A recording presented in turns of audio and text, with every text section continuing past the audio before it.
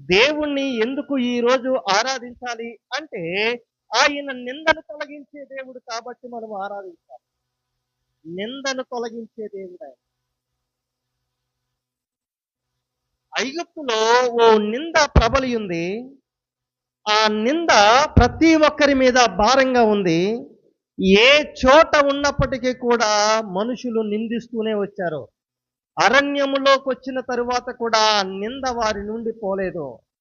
ఆ నింద నుండి విడిపించబడ్డానికి దేవుడు తానే వచ్చి ఆయన అంటున్నారు, సున్నతి చేయించే పనిని ప్రారంభించారు. సున్నతి అనగా మరొక రక్షణ. పాత జీవితము పోయి కొత్త జీవితం ప్రారంభమవడము సున్నతి అనగా. కొత్త నిబంధనకు వచ్చిన తరువాత సున్నతి అంటే ఏంటి? మారు మనసుతో కూడిన రక్షణే సున్నతి. ఈ మారు మనసుతో కూడిన రక్షణ జీవితం ఎప్పుడైతే మనం ప్రారంభిస్తామో మనము నిత్యరాజ్యానికి వారసులమైనట్టుగా మనకు దేవుని వాక్యం సెలవిస్తుంది. మాటలు వింటున్న నా స్నేహితులారా, యెహోషువ తోటి దేవుడు అంటున్నారు, మీ మీద ఉన్న నిందను తొలగించాను. మీ మీద ఉన్న నిందను తొలగించాను. దేవుడు నిందను ఎలా తొలగిస్తాడు? ఆయన నిందను తొలగించే దేవుడు అయితే ఆ నింద పరిస్థితి ఏమైంది అంటే మనకు అర్థం కావాలి. ఆ నింద ఎలా తొలగిందో చూడండి ఒకసారి. యెషయా గ్రంథమునకు వస్తే ఆ నింద ఎలా తొలగిందో, తొలగించనై ఉన్నాడో మనకు అర్థమవుతుంది. యెషయా గ్రంథము 50వ అధ్యాయము 6వ వచనాన్ని ఒకసారి చదువుదామా? ప్రవచన వాక్యముగా యెషయా గారు రాస్తున్నారు ఎలాగని, ఏమని అంటే, ఒకానొక రోజు రాపోతుంది, ఓ వ్యక్తిని తన వెంట్రుకలు కొరికే వారికి తమ చెంప అప్పగించబడుతుంది, కొరడాలతో కొట్టే వానికి తన వీపు ఇవ్వబడుతుంది. ఇలా అనేక మాటలు చెబుతూ తమ ముఖము మీద ఉమ్ము వేయబడుతుంది. ఇవన్నీ ఎవరిలో నెరవేరాయి అంటే యేసుక్రీస్తు ప్రభు వారిలో. మనిషికి రావలసిన కొరడా దెబ్బలు, ఓ మనిషి పడవలసిన శ్రమ, ఓ మనిషి పడవలసిన వేదన, ఓ మనిషి పడవలసిన నరక యాతన మరో వ్యక్తికి వచ్చింది. మనము పడవలసిన శ్రమ మరో వ్యక్తి అనుభవించడానికి ఆస్కారమైంది. నా స్నేహితులారా, ఎవరు ఆ వ్యక్తి అంటే మనము సేవిస్తున్న యేసుక్రీస్తు ప్రభు. యేసుక్రీస్తు ప్రభు. ఇప్పుడు నింద తొలగాలి అంటే ఏం చేయాలి అంటే, నింద లేని వారు ఆ నింద తొలగించే ప్రయత్నం చేయాలి. యేసు ప్రభు ఈ లోకములో జీవిస్తూ ఉండగా నిందను ఎలా తొలగించారో ఒక 2 సందర్భాలను మీ హృదయానికి తీసుకుని వస్తాను. చూడండి ఒకసారి. లూకా సువార్త 7వ అధ్యాయము 38 నుండి 41, 42 వచనాల వరకు ఓ చిన్న యథార్థ సంఘటన కనిపిస్తుంది అక్కడ మనకు. ఆ సంఘటనలో ఉన్న ఎవరు అంటే ఆమె ఒక పాపాత్మురాలైన స్త్రీ అని చెప్పబడింది. ఎవరు? ఓ పాపాత్మురాలైన స్త్రీ అని ఆమె గురించి చెప్పబడింది. పాపాత్మురాలు అని ఎవరిని అంటారు? మంచి పనులు చేసే వాళ్ళన? పాపాత్మురాలని ఎవరిని అంటారంటే, నీచమైన కార్యాలు చేస్తూ ఎదుటి వారిని మనుషులా కూడా చూడకుండగా, ఎదుటి వారిని దౌర్జన్యంగా, అక్రమముగా, అన్యాయముగా చేసే వాళ్ళని ఏమంటారు అంటే, వీళ్ళు చాలా పాపాత్ములండి, చాలా దారుణమైన మనుషులండి, అయ్యో వారు బ్రతుకుతున్నట్టుగా బ్రతుకుతారు కానీ ఎలా బ్రతుకుతారో తెలియదండి, వారు బ్రతుకు ద్వారా మరొకరికి నాశనమే గాని మరొకరికి మేలుండదండి, అంత హీనమైన బ్రతుకుతారండి అని సర్వసాధారణంగా తప్పుగా జీవించే వారిని బట్టి ఆ మాటలు చెప్పబడతాయి కదా. ఈమె గురించి రాయబడింది, ఆమె పేరైతే ప్రస్తావించలేదు కానీ ఆమె గురించి రాయబడిన మాట ఏంటంటే పాపాత్మురాలైన స్త్రీ. ఆమె నింద ఎలా తొలగించబడింది అంటే, యేసు ప్రభు తన పరిచారకుల ఇంట్లో కూర్చున్నప్పుడు యేసు ప్రభు వెనక ఈమె నిలవబడి దుఃఖముఖముతో ఉంటూ చేతిలో ఓ బుడ్డెను పట్టుకుని ఉంది. ఏమిటి ఆ బుడ్డె అంటే అత్తరు బుడ్డె అని అక్కడ రాయబడి ఉంది. ఆ అత్తరుని తీసుకుని ఏం చేస్తుంది ఆమె అంటే, యేసు ప్రభు దగ్గర ఎప్పుడు ఖాళీ అవుతుందా, యేసు ప్రభుని ఎప్పుడు ఆరాధిద్దామా, యేసు ప్రభు దగ్గరకు పాదాల దగ్గర పడి ఎప్పుడు నా మనవులు చెప్పుకుందామా అని ఎదురు చూస్తుంది ఆమె. ఆ చూసిన రీతిగానే యేసు ప్రభువు దగ్గర కొద్దిగా స్థలం ఉంది. వెంటనే ఆ స్థలంలో ఆమె కూర్చుని అత్తరు బుడ్డెను కొట్టి ఆయన పాదాల మీద అత్తరును పూసి తన తల వెంట్రుకలతో యేసు పాదాలు కడుగుతుంది. యేసు పాదాలు కడుగుతుంది. ఇక్కడ ఒక మాట మీకు చూపించాలి. అక్కడ 7వ అధ్యాయము 39వ వచనం చూడండి ఒకసారి. ఈమె చేసిన పని ఏంటి అంటే, చెంబుడు నీళ్లతోటి నీవు నాకు కాళ్ళు కడుక్కోమని ఇవ్వలేదు, కానీ ఈమె తన కన్నీళ్లతో పాదాలను కడిగి తన తల వెంట్రుకలతో నా పాదాలను తుడిసిందయ్యా. నేను ఇప్పుడు ఎవరిని క్షమించాలి? నాకు భోజనం పెట్టిన నిన్న తన కన్నీళ్లతో పాదాలు కడిగి తన తల వెంట్రుకలతో తుడిచిన ఈ స్త్రీనా అని చెప్పినప్పుడు అతని నోట మాట రాలేదు. నా స్నేహితులారా, ఆమె మీద అప్పటి వరకు పాపాత్మురాలు అని చెప్పబడిన మాట యేసు పాదాలు కడుగుట తోడనే ఆ పరిస్థితి, ఆ పదము, ఆ నింద ఆమె నుండి కొట్టబడింది. దేవునికి స్తోత్రం కలుగును గాక. మన నింద చాలానే మోస్తూ ఉంటాం. మనం అన్యాయముగానే మన మీద పడిన నిందలు చాలానే ఉంటాయి. మనము చెయ్యకపోయినప్పటికీ కూడా మన మీద లేనిపోని అబండాలు వేసిన వారు చాలా మంది ఉంటారు. ఆ నిందలు తొలగించేది ఒకే ఒక మార్గము, యేసు పాదాలు పట్టుకొని కన్నీటితో ఆయన దగ్గర ఏడవడం తప్ప మనం చేసేది లేదు. యేసు పాదాలు దగ్గరకు వచ్చినప్పుడు ఆ నింద ఆటోమేటిక్గా తొలగింపజేసేస్తాడండి. తొలగింపజేసేస్తాడు. ఆ కుటుంబంలో భార్య, భర్త, అత్తగారు, మామగారు నలుగురు మాత్రమే ఉంటారు. ఈ భార్య భర్తలకి ఇంకా పిల్లలు లేరు. పిల్లలు లేరు అన్న విషయం తెలిసి అప్పటికే 3 సంవత్సరాలు వివాహం అయింది. అప్పటికే 3 సంవత్సరాలు గడిచిపోయింది. ఇంకా గర్భం లేదని ఈ కోడలను బాగా చిత్రహింసలు పెట్టేవారంట. బాగా చిత్రహింసలు పెట్టేవారు. పెట్టి చివరికి ఏం చేశారంటే, ఆ కోడల మీద అక్రమ సంబంధాన్ని అంటగలిపి ఆమెను పంపించేస్తే, తన మేనకోడలను పిలిచి పెళ్లి చేస్తే వంశం నిలబడుతుంది, పిల్లలు పుడతారు, ఏంటి గొడ్రాలను చేసుకున్నాము అని చెప్పి ఈ అత్త మామ అనగా పెళ్లి కొడుకు యొక్క తల్లి తండ్రి బాగా ఆలోచించి బాగా ఇబ్బంది పెట్టేవారు. అప్పుడు ఇబ్బంది పెట్టినప్పుడు ఈమె చాలా ఏడ్చేది. బాగా ఏడ్చేది. ఈమె ఏడుస్తూ ఉన్నప్పుడు ఓ సేవకుని కలిసి, అన్నయ్య ఇంట్లో పరిస్థితి బాగోలేదన్న ఇది అంటే, ఆ సేవకుడు ప్రార్థన చేద్దామమ్మా, దేవునికి అసాధ్యమే ఉంది, ఈ 2-3 సంవత్సరాలకి అప్పుడే ఎంత ఇబ్బంది పెడతాం ఎందుకు, ఏదో 10-15 సంవత్సరాలు 20 సంవత్సరాలు అయిపోయి ఇంకా నీ కడుపు పండలేదంటే అదొక అర్థం, పెళ్ళై 2-3 సంవత్సరాలు కాలేదు అప్పుడే ఎంత దారుణంగా అంటే, ఏం చెప్పనన్నా బ్రతుకుతున్నాను కానీ జీవోత్సవాల్లో బ్రతుకుతున్నాను, చాలా చిత్రహింసలు పెడుతున్నారని చెప్పి ఆ సేవకునితో మాట్లాడినప్పుడు, ప్రార్థన చేద్దామమ్మా, నువ్వు అధైర్యపడకు, దేవుని యందు విశ్వాసం వీడకు అని చెప్పి ఆ సేవకుడు చెప్పి వెళ్ళిపోయారు. ఇంకా చిత్రహింసలు ఎక్కువైపోయినాయి. కరోనా మొదటి వేవ్ వచ్చిందంట. 2019, 2020 మొదటి వేవ్ వచ్చింది. అంత ఇబ్బంది ఏమీ లేదు. సెకండ్ వేవ్ వచ్చేసరికి ఈ అత్తకు మామకు కూడా ఇద్దరికీ కరోనా వచ్చింది. ఎవరి అండ చూసుకునైతే నా బంధువులు ఉన్నారు, నా మేనకోళ్ళు ఉన్నారు, మాకు బంధువులు ఉన్నారు, మా ఇల్లు ఉన్నారు, వాళ్ళు ఉన్నారు అనుకున్న వాళ్ళు ఒక్కరు వచ్చి సహాయం చేయలేదంట. ఈ అత్తగారు మాంగారు మంచాన్న పడుంటే హాస్పిటల్కి తీసుకుని వెళ్ళలేక ఏదో గవర్నమెంట్ వాళ్ళు ఇచ్చినటువంటి ఆ మందులతోనే ఇంట్లో క్వారంటైన్లో ఉన్నప్పుడు వారికి పరిచర్య చేయడానికి ఆమెకు అంటుకుంటుందని తెలిసి కూడా తమ అత్తగారికి తమ మామగారికి ఎంతో పరిచర్య చేసిందంట.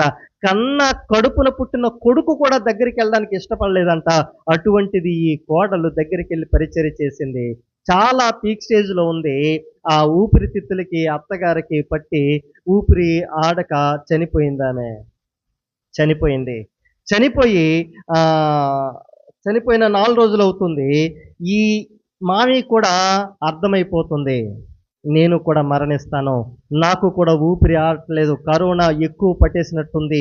ఊపిరి ఆడకుండగా చేసేస్తుంది అని చెప్పి అర్థమైనప్పుడు ఈ భర్తను కోడల్ని పిలిచి, "రేయ్ నాన్న, నేను కూడా చనిపోతానని అర్థమవుతుంది. అమ్మా, నేను ఇప్పటికి కూడా ఈ మాట చెప్పకపోతే నాలో ఉన్నటువంటి ఆ క్రూరత్వానికి, నేను మనిషిని అన్నదానికి అర్థం ఉండదు" అని చెప్పి ఆ కోడల్ని ఆ కొడుకును దగ్గర పెట్టి ఇలా చెప్పారట, "అమ్మా, నీ మీద లేనిపోని నిందలు వేశాను, నన్ను క్షమించమ్మా. మీ అత్త నేను కలిసి చాలా విషయాలు మాట్లాడుకున్నాం. నిన్ను ఏదో రీతిగా ఇంటి నుంచి పంపించేయాలని కంకణం కట్టుకున్నాం. ఈ విషయాలు నీకు తెలియదు. నీ మీద లేనిపోని నిందలు వేశాను. నీకు అక్రమ సంబంధం కలిపాను. రేయ్, నువ్వు నీ భార్యతో గొడవ పడుతూ ఉంటే మేము ఆనందించే వాళ్ళం రా. ఏదో ఒక రోజు వీళ్ళిద్దరు విడిపోతారు. వీళ్ళిద్దరు విడిపోతే నా కొడుక్కి పెళ్లి చేసేద్దాము, నీకు మీ మరదలిచ్చి పెళ్లి చేద్దామని చాలా మాట్లాడుకున్నాం. మీ అత్తతో మామతో కూడా మేము ఆల్రెడీ మాట్లాడేసుకున్నాం రా. ఈ రేపో మాపో వెళ్ళిపోతుంది ఈ కోడలి పిల్ల, ఏదో నింద వేశాం కదా అంటే నువ్వు కూడా మా దారికి వచ్చావు. మా మాట విని నీ భార్యను 4 సార్లు కొట్టో, ఇంకోసారి చేస్తే తను వెళ్ళిపోతుంది, లేకపోతే ఏదో సూసైడ్ చేసుకుని చనిపోద్ది, తరువాత పెళ్లి చేసేద్దాం అనుకున్నాను. అమ్మా, ఇవన్నీ నిందలు నీకు తెలుసు కదా. నాకు తెలుసు మామయ్య, నేను ప్రార్థన చేస్తున్నాను. అవన్నీ ఎందుకు, మీరు రెస్ట్ తీసుకోనంటే, లేదు లేదు నాకు అర్థమవుతుంది నేను చనిపోతానని. రే, కోడలు పిల్ల బంగారం రా, వజ్రమురా, తను చాలా మేలిమి ముత్యము వంటిదిరా, తన మీద లేనిపోని నిందలు వేశానని చెప్పి ఆ భర్త తర్వాత చెప్పిన 2 రోజులకి చనిపోయాడట. ఆ నింద ఆమె నుండి తొలగిపోవడానికి ఆమె ఓర్పు కారణమైంది. ఆ నింద నా మీద పడిందా, నేను ఇలాంటి దానినని వాళ్ళను చూడకుండా వెళ్ళిపోతే, వాళ్ళను చిత్రహింసలు భరించడానికి ప్రయత్నం చేస్తే, ఆ మామగారు ఎందుకులే అని నోరు మూసుకుని కూర్చుంటే, ఆ బ్రతికినంత కాలం ఆ భర్త ఆమెను ఎంత చిత్రహింసలు పెడతాడో, ఎంత వేదనకు గురి చేస్తాడు ఆయన. దేవునికి పాదాలు పట్టుకుని ఏడుస్తూ ఉంది. ఆమె కన్నీరు అతని హృదయాన్ని మార్చింది. ఆమె మీద ఉన్న నిందను తొలగించేలాగా చేసింది. కన్నీటి ప్రార్థనలో అంత గొప్ప శక్తి ఉంటుందండి. కన్నీటి ప్రార్థనలో అంత గొప్ప విలువ ఉంటుందండి. ఆమె కన్నీరుని చూసి ఆమె పాపాత్మురాలు అను నింద కొట్టివేయబడింది. మాటలు వింటున్న నా ప్రియమైన సోదరి, నా స్నేహితులారా, నీవు ఏ నింద భరిస్తున్నావో ఆ నింద నిజమైన అబద్ధమైన నింద అనగా అబద్ధం ఎలాగవుతుందండి? నింద అనగా లేని మాట చెప్పడమే కదా నింద అంటే. ఉన్న మాట అన్నారనుకో దాన్ని నింద అనరు. లేనిపోని మాటలనే నిందలు అంటారు కదా. అటువంటి లేనిపోని మాటలు మన మీద ఎవరైనా పలుకుతున్నా, మన మీద ఆ నిందలు వేస్తున్నా, మీరు కన్నీటితో కార్చే ప్రార్థన ఉంది చూశారు, కన్నీటితో చేసే ప్రార్థన ఉంది చూశారు, ఆ కన్నీటితో యేసు పాదాలు తడిపే ఆ క్షణం ఉంది చూశారు, ఆ క్షణమున నిందాంతయు తొలగిపోయే అవకాశం ఉంది.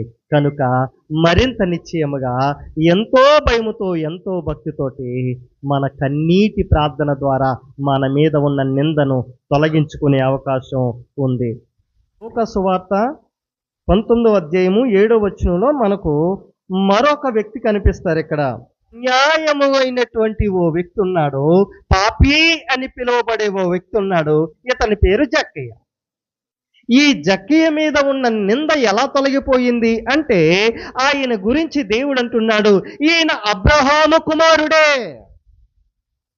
ఓ ఇన్కమ్ ట్యాక్స్ అధికారి, పన్ను వసూలు చేసేవాడు క్రమాలతోటి ఎక్కువగా ధనాన్ని సంపాదించుకునేటువంటి ఈ జక్కయ్య అనే వ్యక్తి గురించి యేసు ప్రభు ఇతడు అబ్రహాము కుమారుడే అని ఎలా చెప్పగలిగాడంటే, యేసు జక్కయ్య ఇంటిలో అడుగు పెట్టగానే, యేసు జక్కయ్య హృదయంలోనికి రాగానే అతని మీద ఉన్న నింద తొలగిపోయింది.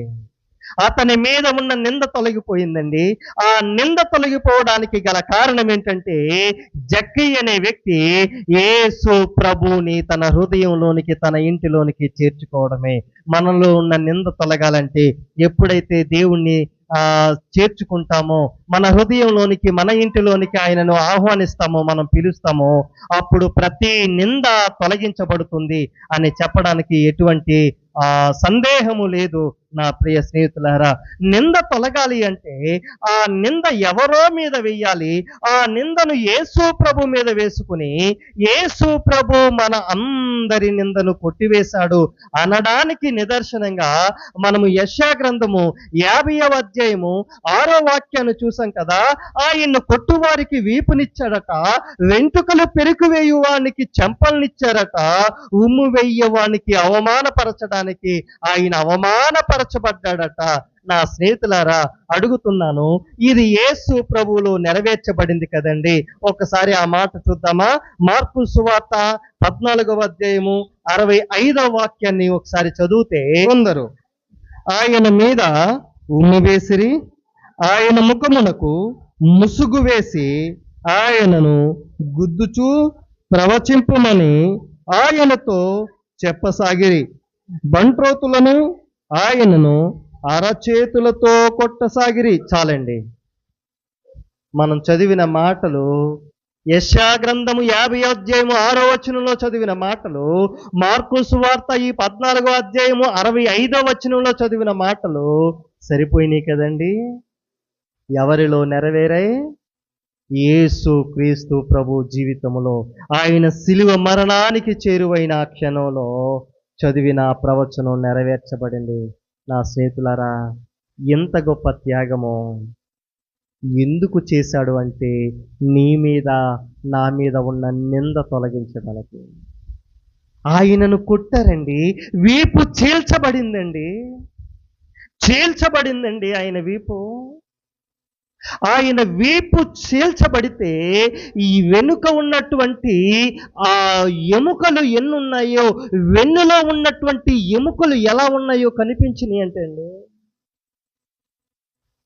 ఆయన వీపు చీల్చబడితే ఆ చీల్చబడిన చోట నుండి మాంసం ముద్దలు వచ్చాయంటే అండి.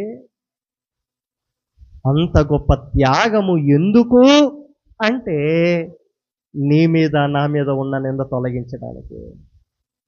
అంత గొప్ప త్యాగము ఎందుకు అంటే, అంత గొప్ప శ్రమ అనుభవించడం ఎందుకంటే, నిన్ను నన్ను కడిగిన ముత్యముగా ఆయన నిత్య రాజ్యానికి చేర్చడానికి, పాపము లేని వానిగా చేర్చడానికి, నేను పరిశుద్ధుడను గనుక నీవును పరిశుద్ధంగా ఉండు అని చెప్పి పరిశుద్ధమైన జీవితాన్ని నిత్య రాజ్యానికి చేర్చడానికి ఆయన శిలువ మరణం పొందాడండి.